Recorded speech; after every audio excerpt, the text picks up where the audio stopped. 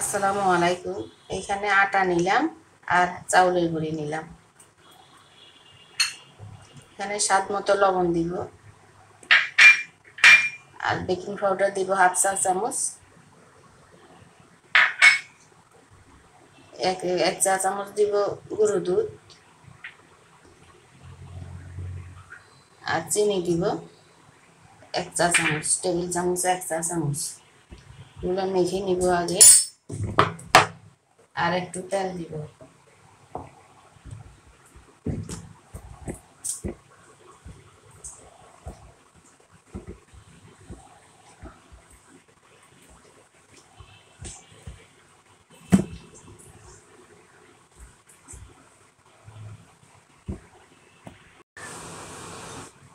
আর এখানে ডিম দিব দুইটা।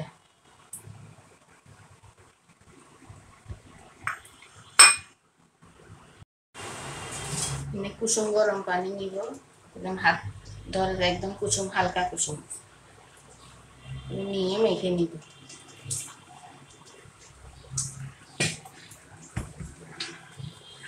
পাতলাও না মোটাও না, একটা ব্যাটার হবে। সঙ্গে থাকুন। ব্যাটারটা এরকম হয়েছে, বেশি পাতলাও না মোটাও না, একদম ঠিকঠাক। রেস্টে রাখবো 10 মিনিট।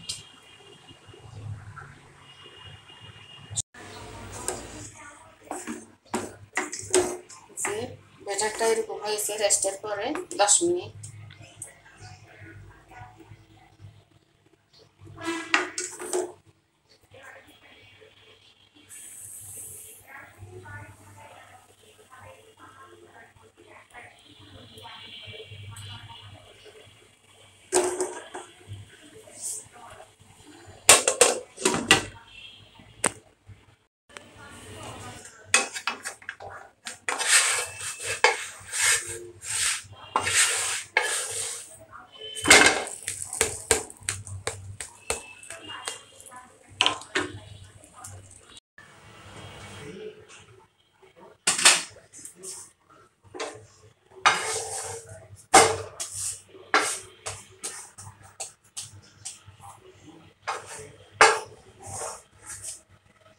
হয়ে গেছে।